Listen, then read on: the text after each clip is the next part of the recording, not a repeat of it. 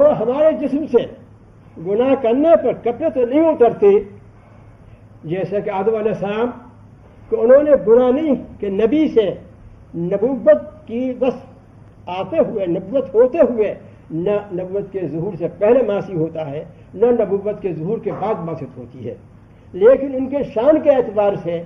اگر خلاف ہو جاتا ہے چاہے بھول کر ہی ہو، جیسے کہ آدم علیہ السلام سے بھول کر دانے کا کھانا ہو گیا تھا، اس کا اثر یہ ہوا کہ خاصیت ہی اس کی یہ ہے کہ جسم سے کپڑے اتر جائے، چنانچہ حلہ بہشت تھی آدم علیہ السلام سے اتر گیا، کپڑے جو بہشت کے پہنے ہوئے تھے اس کو حلہ کہتے ہیں، جو نہایت بہترین اور قیمتی قسم کے مرصع ہوتے ہیں، وہ جسم سے اتر گیا۔ امت محمدیہ کے لیے، اور ہم اس مقام درجے کے ہیں بھی نہیں، اس کے لیے یہ تو نہیں ہے کہ گناہ کرے تو کپڑے اتر جائیں، لیکن اب دوسرا کپڑا اور ہے وہ اتر جاتا ہے۔ وہ کیا ہے؟ حق تعالیٰ نے فرمایا لباس التقویٰ ذالک خیر، کہ ایمان کا جو لباس ہے وہ تقویٰ ہے، ایمان کا لباس وہ تقویٰ ہے، اور جس ایمان کے ساتھ تقویٰ نہ ہو وہ ایمان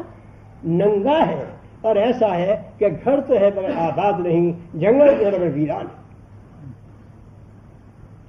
تو ایمان تو رہتا ہے، لیکن ایمان کا لباس جو کہ وہ تقویٰ ہے وہ ایمان سے نکل جاتا ہے، نہایت ہی کمزور مزمن قسم کا وہ ایمان بلا لباس کے رہ جاتا ہے۔ اور آپ دیکھ لیجیے گا کہ وہ جسم جس پر کے لباس نہ ہو وہ کیا اچھا ہے۔ یہ گناہ کا اثر ہے، ظاہر پر یہ اثر پڑا،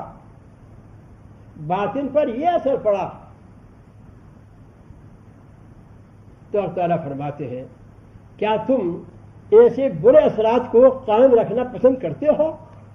کیا جواب دیا جائے گا؟ ہرگز نہیں، ایسا نہیں ہے۔ جب ایسا نہیں ہے تو گناہوں کا یہ اثر ہوا، اور اس اثر کے دور کرنے کے لیے جس کو مدافع کہتے ہیں وہ توبہ